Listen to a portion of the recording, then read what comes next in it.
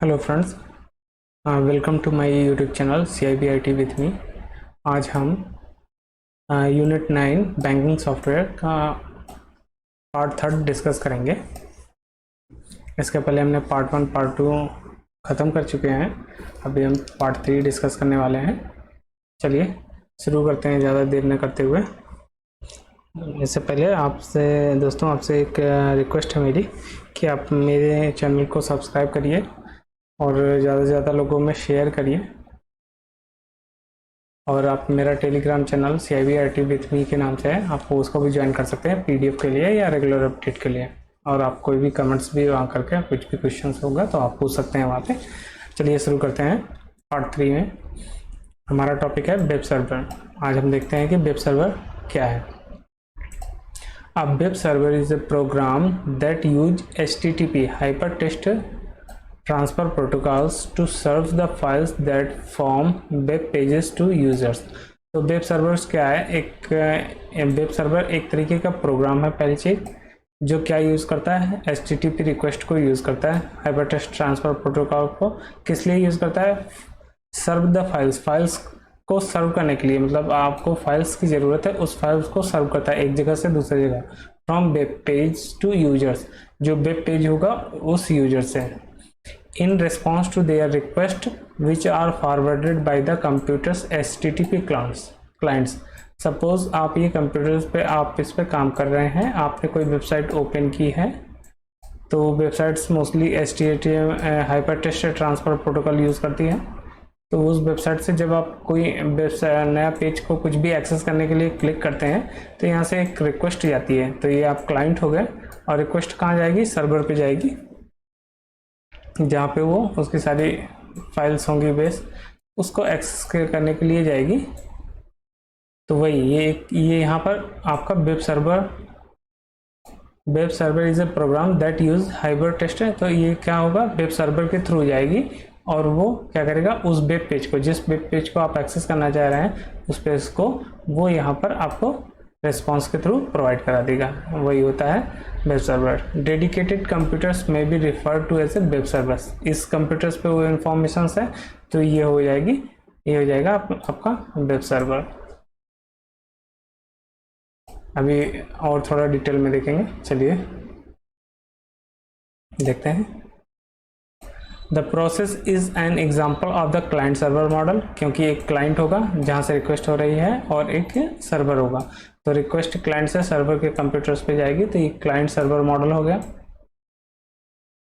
All computers that host website must have their web server. जितने भी computers हैं जिसकी कोई वेबसाइट है, वो जरूर से जरूर वेब सर्वर्स को यूज़ करते हैं। Leading web servers include Apache, जो अभी ज़्यादातर यूज़ हो रहे हैं उसमें अपाचे वेब सर्वर्स यूज़ हो रहा है। The most widely installed web server, सबसे ज़्यादा अपाचे यूज़ होता है। फिर माइक्रोसॉफ्ट इंटरनेट इंफॉर्मेशन सर्वर्स, जैसे IIS भी बोलते हैं, एंड एनजिनिक्स, NGINX, जिसको हम एनजिनिक्स बोलते हैं। एनजिनिक्स फ्रॉम एनजिनिक्स, ये कंपनी है। तो ये जो है हमारा कई तरीके के वेब सर्वर्स हैं जिसमें मोस्टली यूज़ होता है अपाचे। और जो है हमारा ये है माइक्रोसॉफ्ट का है इंटरनेट इंफॉर्मेशन सर्वर एंड एनजिनिक्स, ये तीन मोस्टली यूज़ होते हैं। तो देखते हैं आगे अपाचे वेब सर्वर्स क्या है, ये इनको डिटेल में देखते हैं। Apache is the most popular web servers in the world, developed by the Apache Software Foundation। तो इसको डेवलप किसने किया था? Apache Software Foundations ने डेवलप किया था। मोस्टली यूज होता है। Apache is an open source जो है ओपन सोर्स ऐसा एप्लीकेशन है, सॉफ्टवेयर है जिसको के लिए लाइसेंस की ज़रूरत नहीं पड़ती। तो and can be installed on almost all operating systems, मतलब ये सभी ऑपरेटिंग सिस्टम को सपोर्ट करता है, चाहे वो लाइनक्स हो, यूनिक्स हो या विंडोज़ हो या फ्री BSD, ये क्या है? फ्री बर्कली सॉफ्टवेयर सिस्टम्स, या मैक OS X हो एंड मोर। कोई भी ऑपरेटिंग सिस्टम्स हो, अपाचे सर्वर्स वेब सर्वर्स उसको सपोर्ट करता है। About 60% of machines are run on Apache web servers.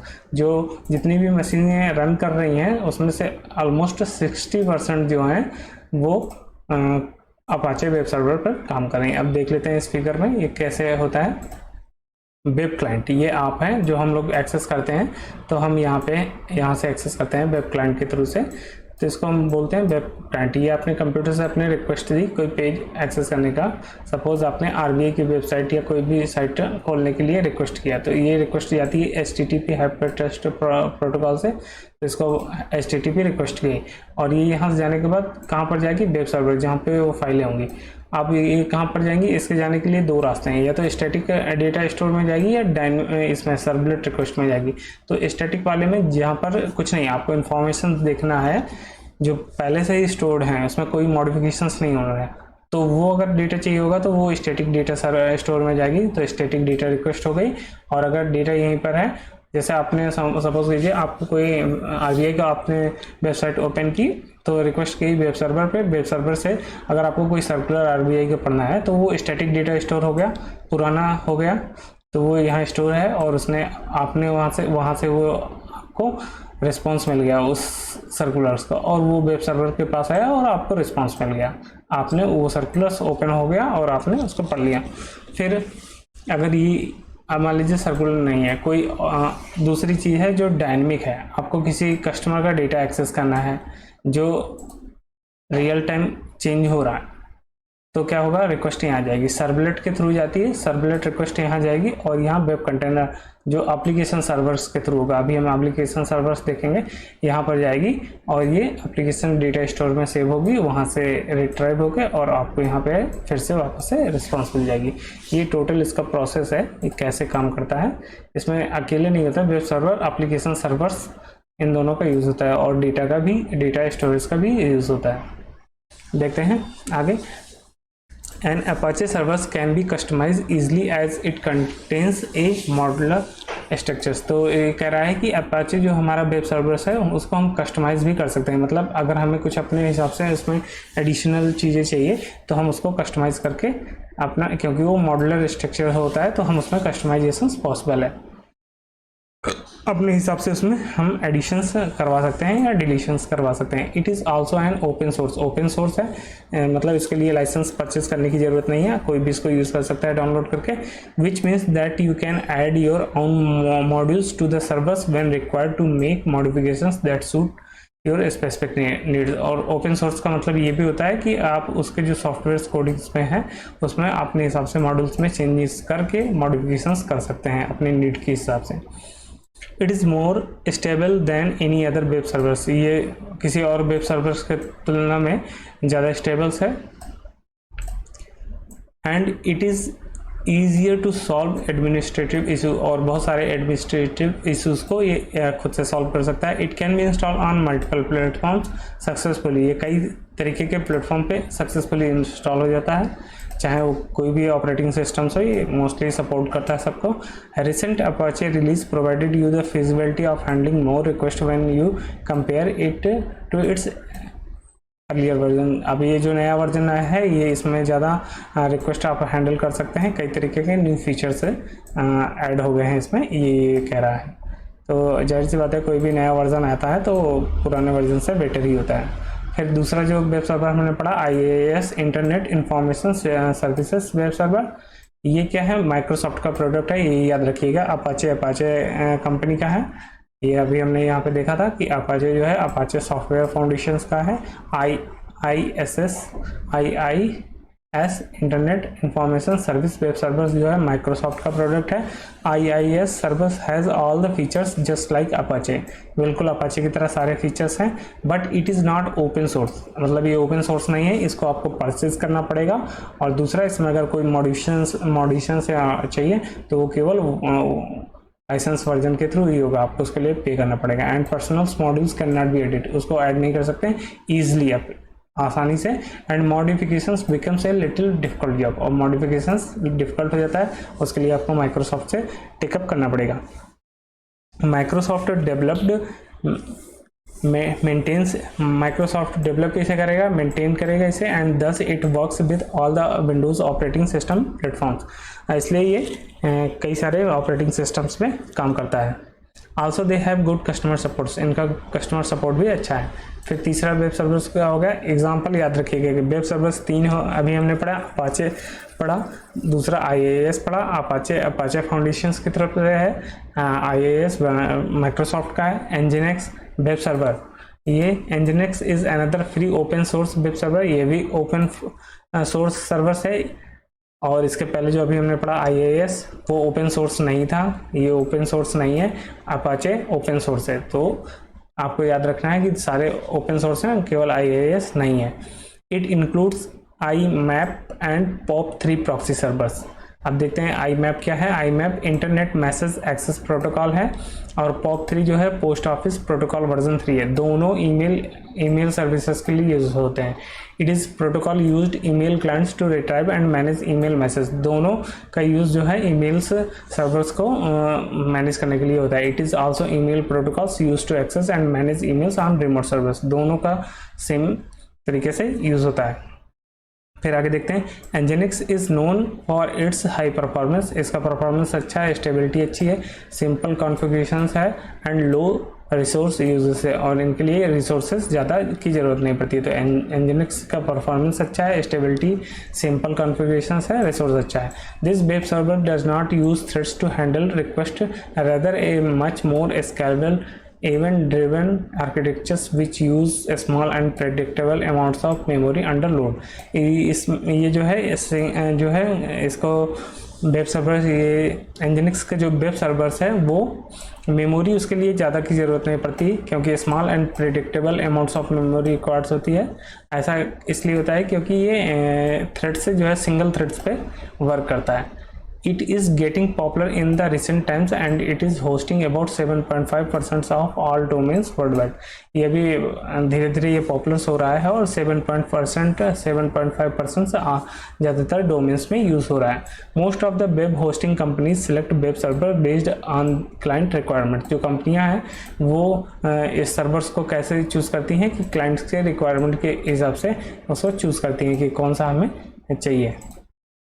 The number of clients on a single servers, कि कितने सर्वर्स सिंगल सर्वर्स पर कितने क्लाइंट होंगे उसके हिसाब से। एप्लीकेशन सॉफ्टवेयर क्लाइंट्स यूज़, कौन सा एप्लीकेशन सॉफ्टवेयर यूज़ हो रहा है, and the amount of traffic, कितना ट्रैफिक आ रहा है, they generated that could handle by a web servers, कि वेब सर्वर्स उसको हैंडल कर पाएगा कि नहीं। ये सारी रेस्ट्रिक्शंस के हिसाब से वे कंपनियां डिसाइड करती हैं कि कौन सा वेब सर्वर उन्हें यूज़ करना है।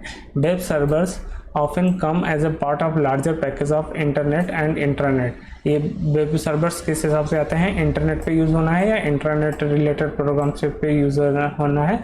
फॉर सर्विंग ईमेल्स के लिए, या downloading request for file transfer, या कोई file transfer download protocols use करके डाउनलोड करना है, या एक ही बिल्डिंग में, या एंड पब्लिशिंग वेब पेज के लिए होना है। तो इस हिसाब से भी ये लोग जो कंपनियां हैं वो डिसाइड करती हैं कि कौन सा वेब सर्वर्स उन्हें यूज़ करना है, कस्टमर्स के, क्लाइंट के यूज़ के हिसाब से। Considerations in choosing a web servers include how well it works with the operating system and other servers.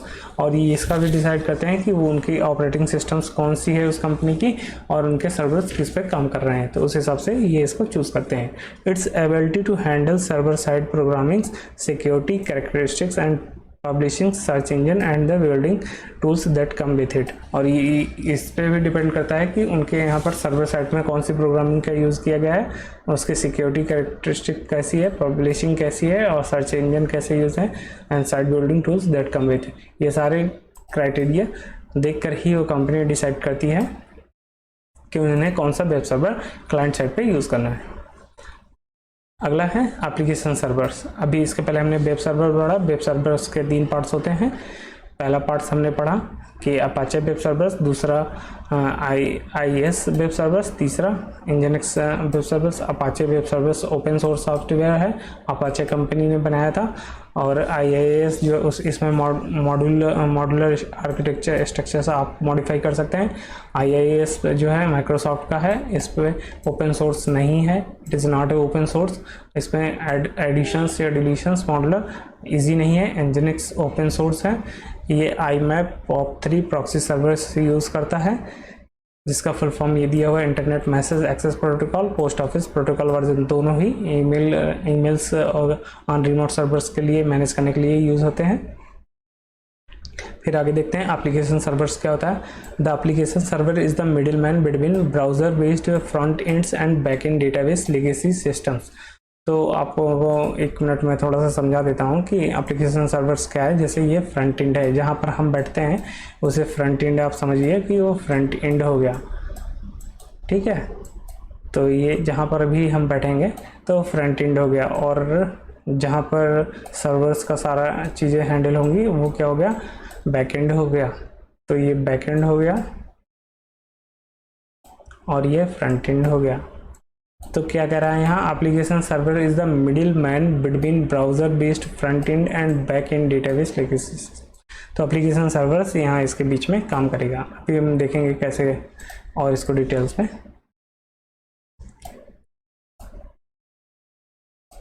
This is the server on which the organizations created applications are hosted which are utilizing our database। जितने भी applications हमारे host करने होते हैं किसी organisations के, वो application server पे होस्टेड होते हैं जो कि डेटाबेस को यूज़ कर रहे होते हैं और वेब सर्विसेज को यूज़ कर रहे होते हैं। This application server will host business layers wrapped with web service. Business layers को यूज़ करते हैं जो वेब सर्विस पे होस्टेड होती है, शेड्यूल जॉब्स होते हैं एंड विंडोज सर्विसेज etc। देखिए जैसे ये है इस फिगर में, ये क्लाइंट है, क्लाइंट मतलब हम हो गए, ये एप्लीकेशन सर्वर्स मिडिलमैन हो गया, डेटाबेस हो गया। हमें किसी के ने एक कस्टमर एक्स है, उसका हमें बैलेंस इंक्वायरी करना है या कोई और डिटेल देखनी है, तो हमने रिक्वेस्ट किया HTTP रिक्वेस्ट को, अपने अकाउंट नंबर यहाँ एंटर किया और सबमिट किया।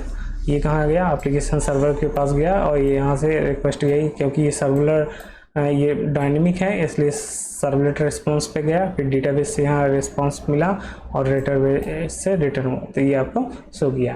बुक में आपको ये डायग्राम बना हुआ है जो कि वेब सर्वर्स, जिसको हम प्रेजेंटेशंस लेयर भी कह सकते हैं क्योंकि फ्रंट एंड पे होता है।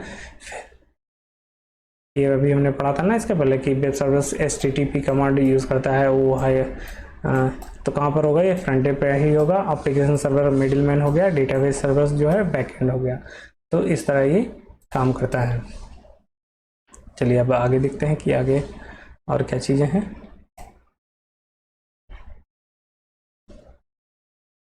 This is the middle tier business logic applications are a set of applications possibly on a local area network or internet service। तो ये भी हमने पढ़ा कि या तो इंटरनेट कहाँ पर होगा, इंट्रानेट पे होगा या नेटवर्क लोकल एरिया नेटवर्क्स पे होगा। कहाँ पर वर्क करेगा, मिडिल टायर बिजनेस में करेगा। Also called an app server, जिसे हम ऐप सर्वर भी बोलते हैं। An application server is a program, ये एक तरीके का प्रोग्राम होता है that handles all application operations between users and organisations back end business applications और डेटाबेस। तो वही इसका कहने का मतलब है, जो फ्रंट एंड में होगा और जो बैक एंड में होगा उसी के बीच में जितने भी ऑपरेशंस हैं और मिडिल मैन की तरह ये वर्क करेगा। N application server is typically used for complex transactions based application. Complex transactions के लिए यूज होता है। To support high-end needs, an application server has to have built-in redundancy।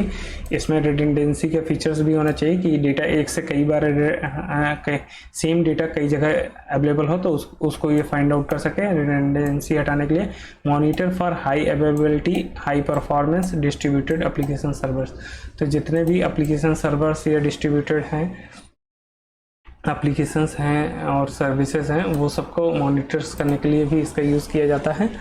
And support for complex database access. अगर हम कोई complex database जैसे bank का database है, वो कॉम्प्लेक्स डेटाबेस है, उसको एक्सेस करने के लिए इसका यूज़ किया जाता है। In many uses the application server combines or work with web server, मतलब HTTP की तरह यूज़ होता है। And it is called a web application servers. जहाँ पर एप्लीकेशन सर्वर्स का वेब के साथ यूज़ होगा तो उसे वेब एप्लीकेशन सर्वर कहेंगे।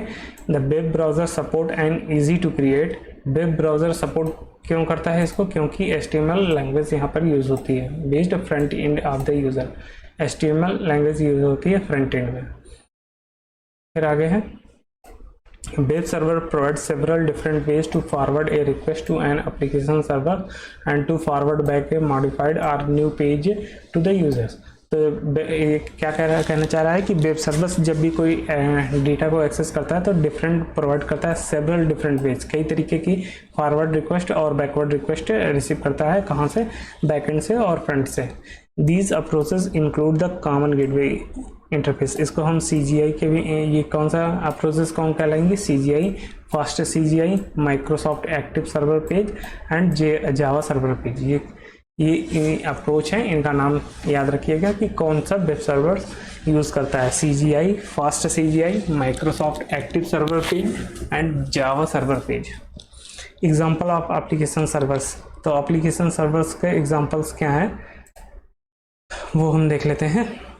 ये बस एग्जाम्पल भी इसका इम्पोर्टेंट है, डायरेक्ट यहीं से क्वेश्चंस बनेगा। JBoss, जो JBoss क्या है, एप्लीकेशन सर्वर का एग्जांपल है। ये एक ओपन सोर्स सर्वर है JBoss कम्युनिटी का। फिर सन ग्लासफिश है, ये प्रोवाइडेड बाय सन माइक्रोसिस्टम, जिसको अभी एक्वायर कर लिया है ओरेकल ने। ओरेकल वेब लॉजिक है, प्रोवाइडेड बाय ओरेकल का था, इट इज़ मोर सिक्योर्ड है। IBM वेब स्पेयर्स है, प्रोवाइडेड बाय IBM। इनके नाम याद रखिएगा, ये 4 नाम दे देगा, एक नाम कोई और दे देगा, कह देगा इसमें से कौन सा एप्लीकेशन सर्वर नहीं है, तो बस नाम याद रखिएगा। JBoss कंपनी का है, ओपन सोर्स है। सनग्लास जो है सन माइक्रोसिस्टम ने डेवलप किया था, लेकिन अभी ओरेकल ने एक्वायर कर लिया है सन माइक्रोसिस्टम्स को।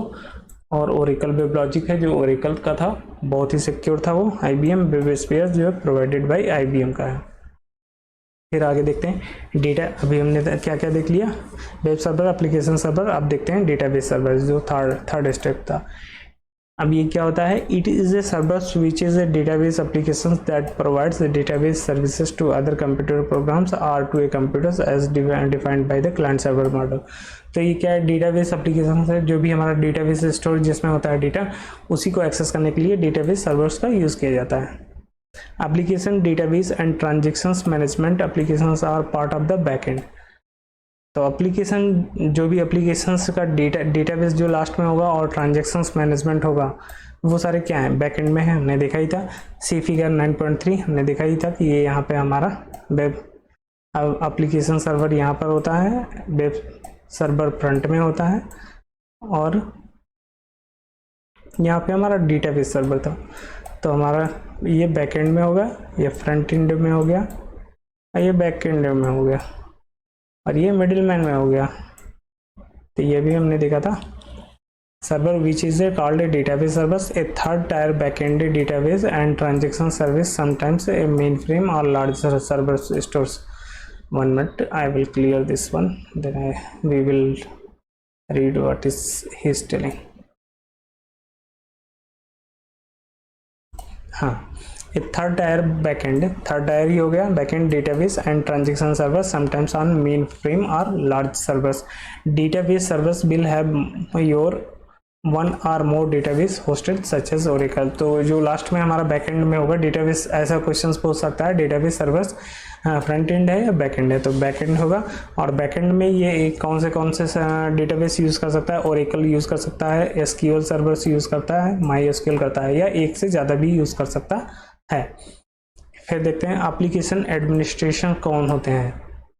Building and maintaining application servers and coordinating with help desk of resolving comprise the main duties of an applications administration। तो जो हमारा एप्लीकेशन एडमिनिस्ट्रेटर होता है वो क्या मैनेज करता है, हेल्प डेस्क को मैनेज करता है। अगर कोई आपको इशू है तो वो हेल्प डेस्क भी प्रोवाइड करेगा एंड कोऑर्डिनेशन भी करेगा, मेंटेनिंग एप्लीकेशन सर्वर्स को भी करेगा। तो वो उसके सारे काम हैं। बिसाइड दिस, इसके अलावा वो क्या करेगा, वर्जन मेंटेनेंस भी करेगा एप्लीकेशंस का, complying to change management processes and coordinating with system and database administrator. तो comply and to change management process, जो भी मैनेजमेंट प्रोसेस में जो भी चेंजेस होने हैं वो देखेगा। डेटाबेस एडमिनिस्ट्रेटर के साथ कोऑर्डिनेशन करेगा, आइडेंटिफाई करेगा and meeting the needs from time to time और अदर ड्यूटीज ऑफ AA, जिसको बोलते हैं एप्लीकेशंस एडमिनिस्ट्रेशन। तो एप्लीकेशन एडमिनिस्ट्रेशन का क्या क्या काम हो गया, डेटाबेस एडमिनिस्ट्रेशन से कोऑर्डिनेशंस करेगा, कंप्लाइंट चेंज मैनेजमेंट करेगा, मेंटेनेंस को भी देखेगा, वर्जन मेंटेनेंस का भी ध्यान रखेगा। तो ये सारा काम AA का है, जिसको हम बोलते हैं एप्लीकेशंस एडमिनिस्ट्रेशन।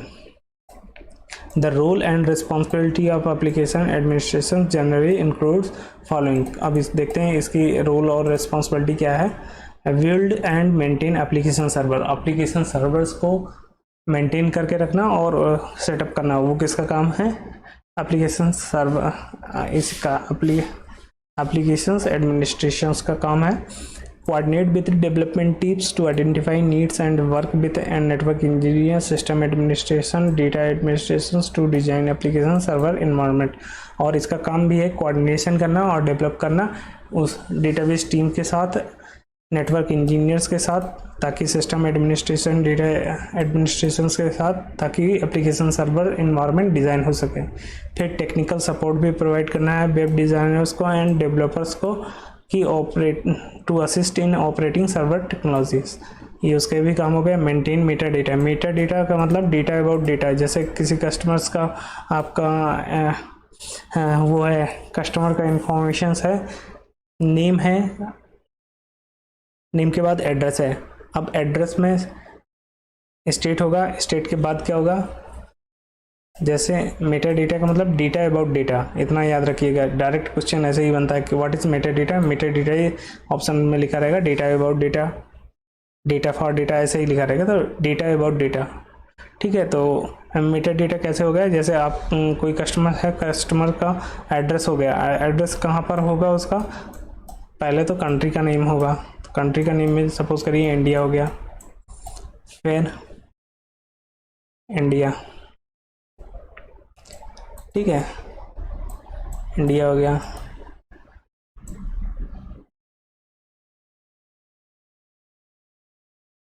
फिर कंट्री का इंडिया, फिर स्टेट का नाम आ जाएगा, फिर स्टेट के नाम के बाद सिटी का नाम आ जाएगा, डिस्ट्रिक्ट का नेम, फिर उसके बाद उसका तहसील का नेम, फिर उसके बाद उसका मोहल्ले का नेम, फिर उसके बाद उसका घर का एड्रेस, तो घर का नंबर। तो ये सारा क्या हो गया? Data about data. इसका डेटा था, इसके अंदर भी इसका डेटा, फिर इसके अंदर का भी डेटा, फिर इसके अंदर का भी डेटा, तो इसलिए डेटा अबाउट डेटा इसको बोलते हैं। तो मेटा डेटा मतलब डेटा अबाउट डेटा। तो जितना डीप डेटा जाएंगे आप, उसी को बोलते हैं meta data. And support documents management facility, ये इसका काम हो गया। फिर जनरेट रिपोर्ट्स, रिपोर्ट भी जनरेट करता है। And database queries using VB script, जिसका फुल फॉर्म होता है विजुअल बेसिक स्क्रिप्ट। तो क्वेरीज भी जनरेट करना एंड रिपोर्ट्स भी जनरेट करना।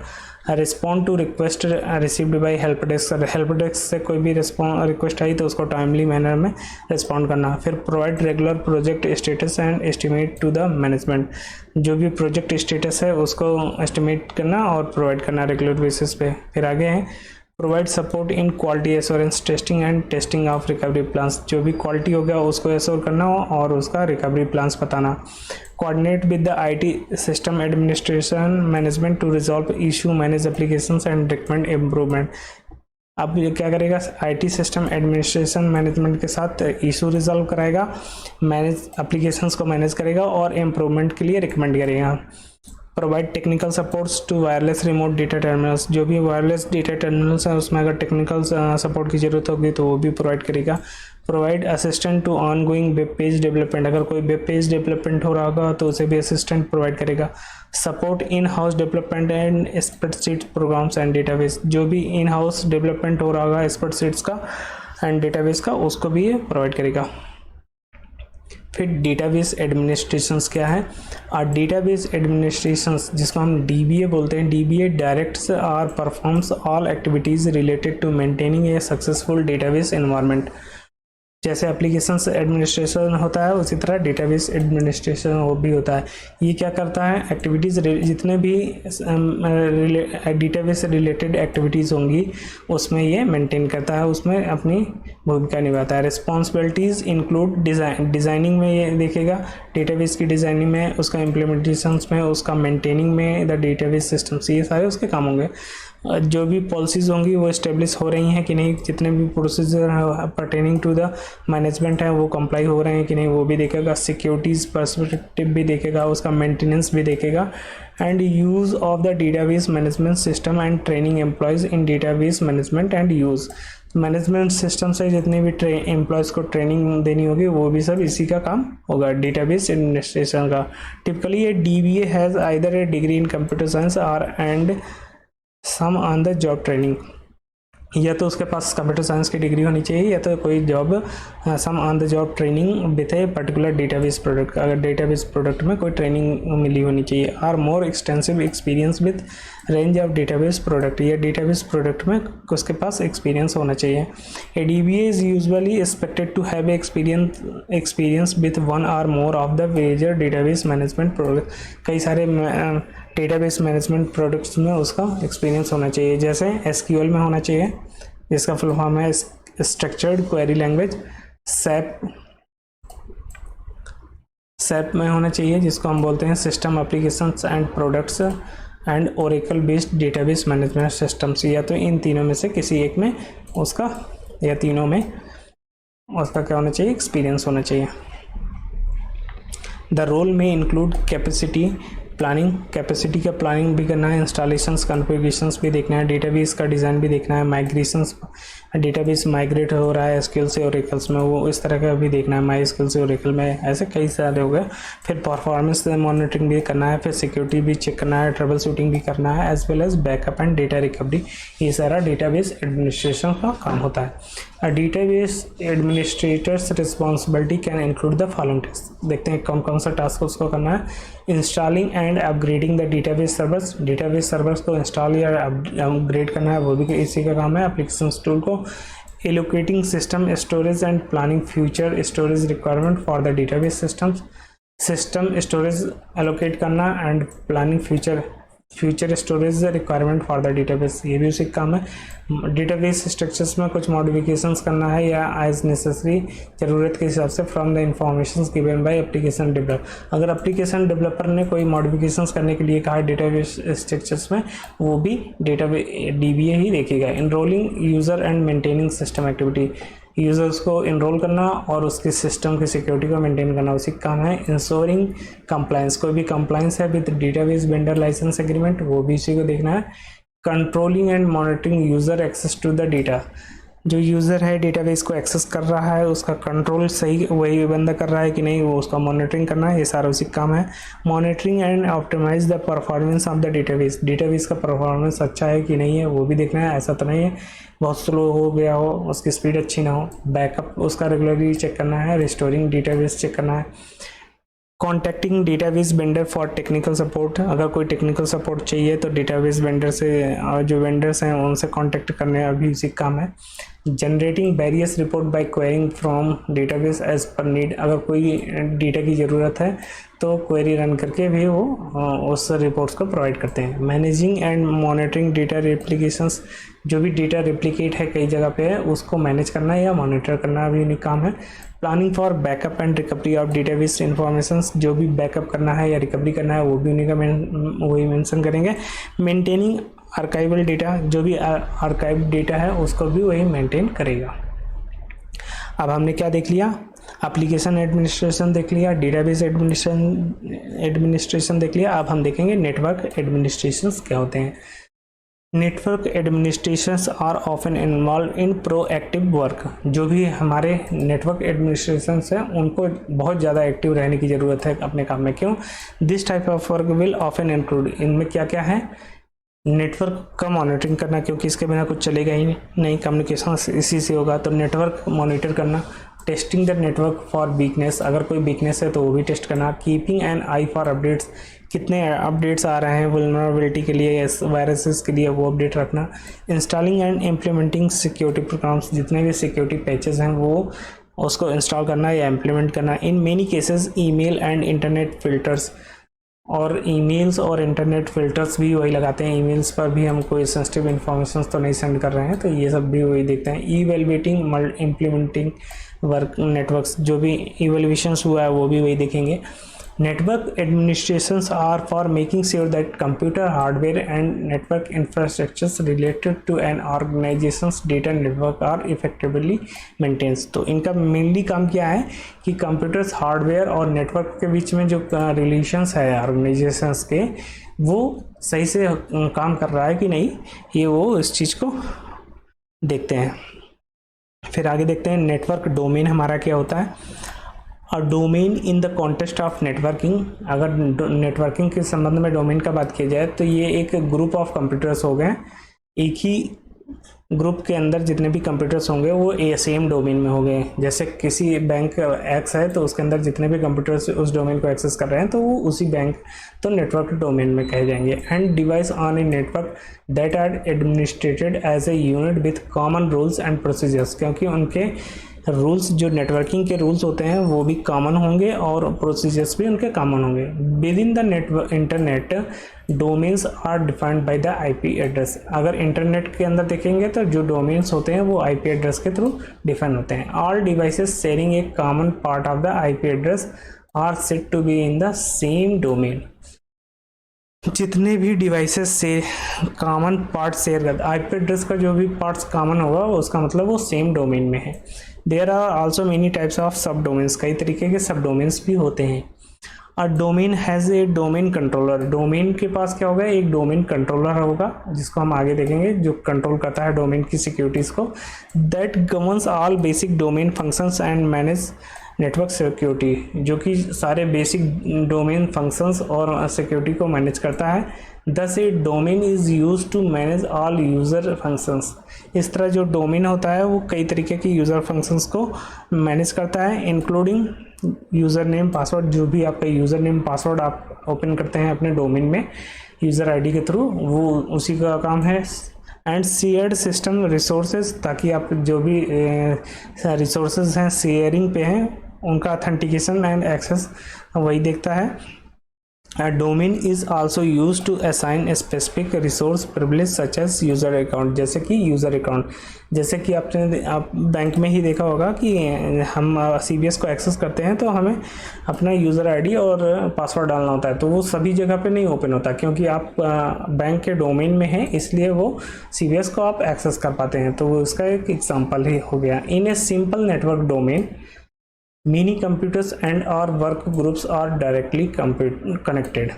जो हमारा सिंपल डोमेन नेम होगा उसमें कई सारे कंप्यूटर्स वर्क ग्रुप्स डायरेक्टली उससे कनेक्टेड होंगे। A domain is comprised of combined systems servers and work groups.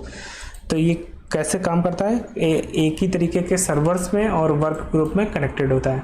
Multiple servers types में exist in one domain such as web database and print servers.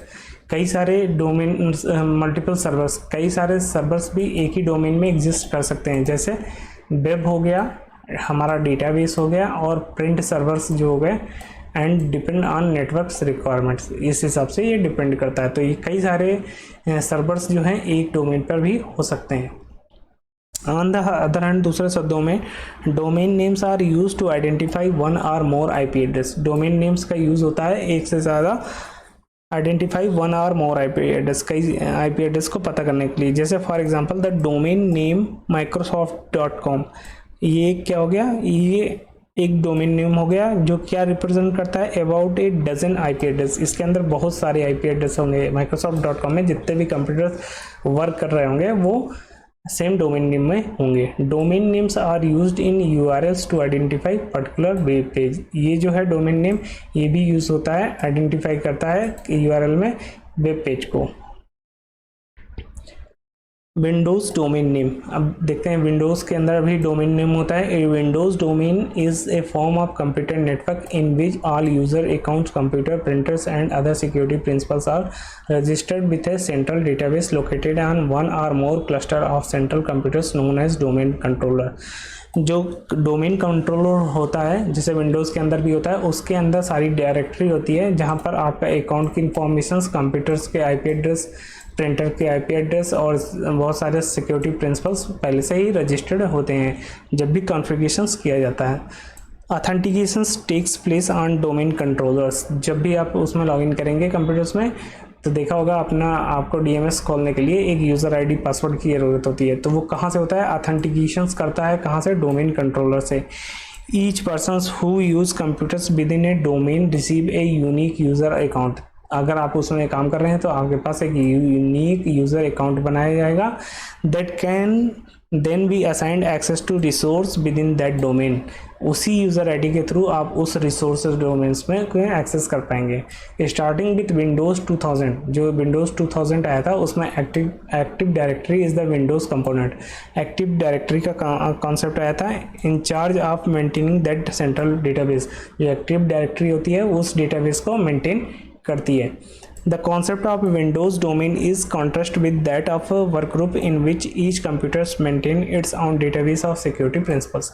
दो Windows का जो domain था उसमें बस यही कॉन्सेप्ट था कि सेम वर्क ग्रुप में कई सारे कंप्यूटर्स के डेटाबेस की सिक्योरिटी प्रिंसिपल्स को मैनेज करना। Computers can connect to a domain via LAN, ये कैसे कनेक्ट हो सकते हैं? लैन के थ्रू हो सकते हैं, वैन के थ्रू। Local area networks, wide area networks or using a VPN, virtual private networks, इन तीनों के द्वारा कनेक्ट हो सकते हैं।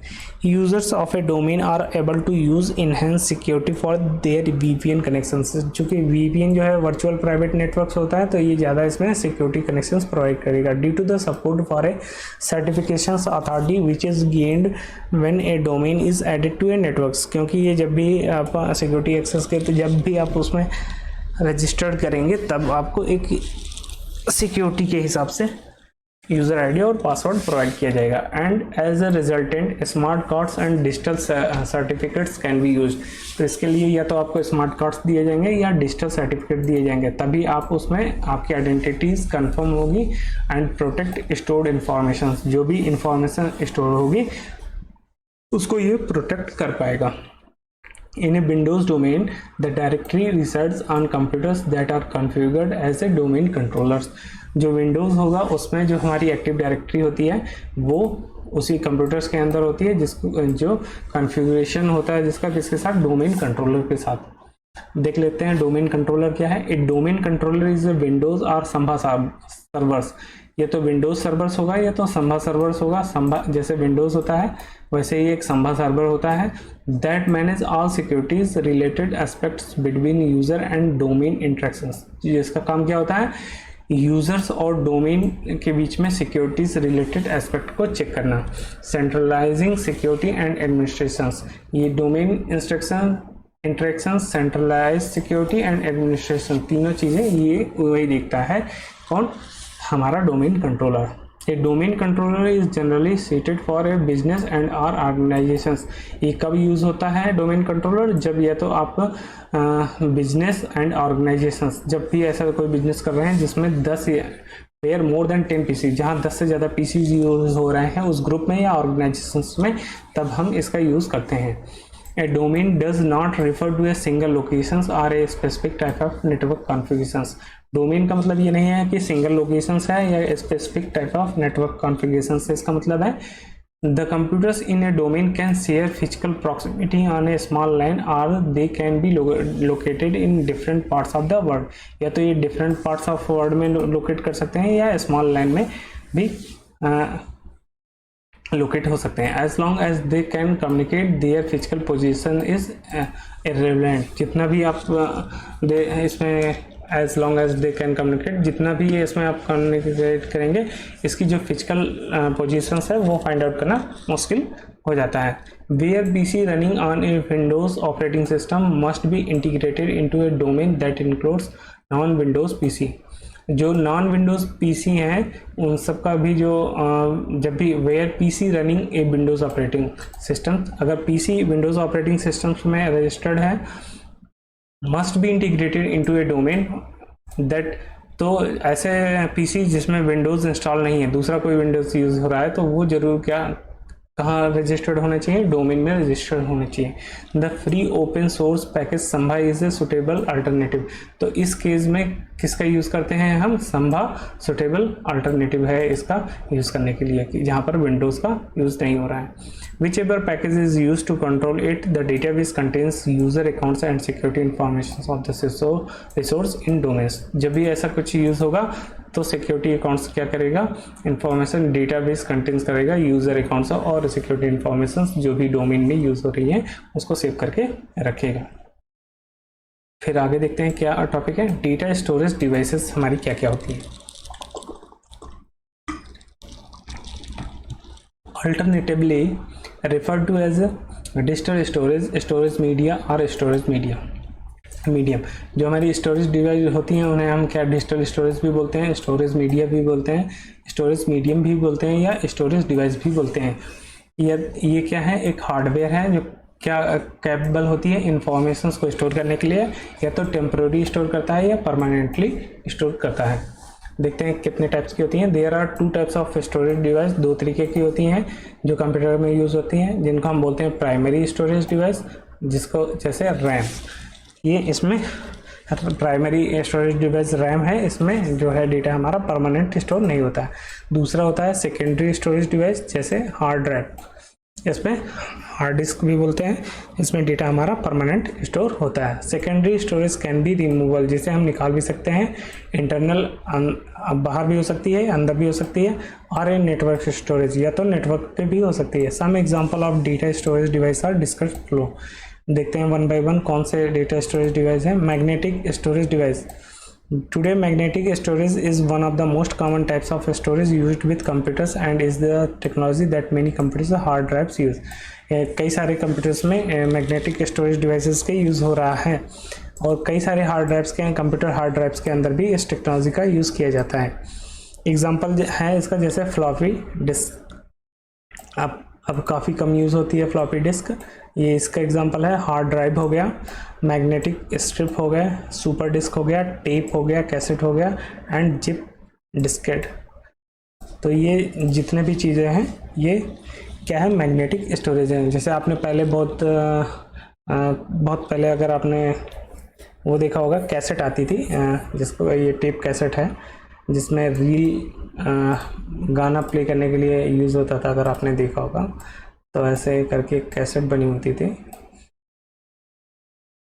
ऐसे होती थी, इसमें ऐसे करके इसमें कई सारे मैग्नेटिक स्ट्रिप ऐसे लगे हुए होते थे इसमें ऐसे।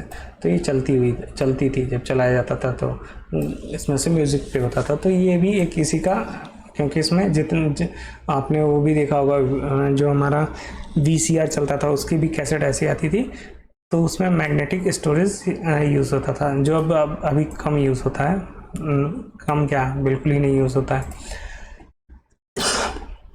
दूसरा देखते हैं ऑप्टिकल स्टोरेज डिवाइस। ये क्या होता है, another common storage is optical storage, जिसे हम CD भी जानते हैं, which use laser and lights as it method of reading and writing. तो इसमें रीड करने के लिए या राइट करने के लिए हम कौन से मेथड यूज़ करते हैं, लेज़र लाइट का यूज़ करते हैं। इसके एग्जांपल हैं ब्लू रे डिस्क, CD-ROM होता है, and CDR and CDRW। CDR का मतलब हो गया CD कॉम्पैक्टेड डिस्क होता है फुल फॉर्म, R का मतलब रीड ओनली, और RW का मतलब रीड एंड राइट बोथ होगा इसमें। DVD हो गया, DVD जो है हमारी जैसे CD होगी वैसे DVD होती है, ये भी R का मतलब रीड हो गया, प्लस R का मतलब दोनों का मतलब रीड है, लेकिन इसमें इसके टेक्नोलॉजी का यूज़ है, LPP टेक्नोलॉजी इसमें यूज़ होती है, जो इसमें नहीं यूज़ होती है।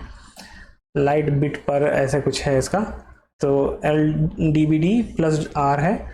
इसी तरह DVD, R का मतलब रीड है, इन दोनों में रीड ही होगा, आप राइट नहीं कर सकते। एक बार राइट हो गया बस, उसके बाद वो दोबारा नहीं होगा। तो रीड राइट में आप इरेज करके राइट कर सकते हैं, यही डिफरेंस होता है R और W में। जैसे आपके पास अगर CD है, देखो होगा CD सर्किल होता है, इसके अंदर यहाँ पे एक ऐसे छेद होता है, फिर इसी के अंदर ऐसे ऐसे, जब भी आप अगर इसके अंदर राइट हो जाएगा तो ऐसे ऐसे ये भर जाएगी। तो एक बार तो पहली बार जब किया जाएगा तो ये फिर उसके बाद पहली बार जब लिखा जाएगा तो लिख गया, मतलब जो भी डेटा स्टोर होना होगा वो लिख गया इसमें। फिर उसके बाद ये रीड केवल हो जाएगी। आप इसको चाहें कि इसको इरेज करके हम कुछ नया मॉडिफाई करते हैं तो नहीं हो सकता है। अब RW अगर होगी तो इसको आप इरेज करके फिर से इसको नया डेटा इसमें स्टोर कर सकते हैं। तो ये वन टाइम यूज़ होगा, जिसमें भी R लिखा रहेगा, जिसमें RW रहेगा वो बार बार यूज़ होगा। ठीक है, अब आगे देखते हैं अगला, फ्लैश मेमोरी हमारा क्या है। A flash memory has started to replace magnetic media as it becomes cheaper.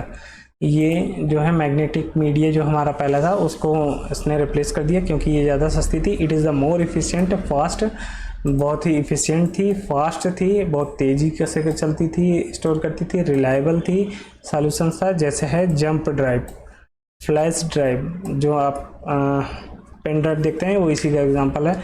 Memory cards हो गए, मेमोरी कार्ड स्टिक्स हो गए, एंड एसएसडी कार्ड होते हैं जिसको हम सॉलिड स्टेट ड्राइव बोलते हैं। एसएसडी कार्ड मोस्टली बहुत पहले यूज़ होते थे, आप कह सकते हैं अभी भी उसमें यूज़ होता है कैमरे में, तो एसएसडी कार्ड होते हैं, सॉलिड स्टेट ड्राइव बोलते हैं।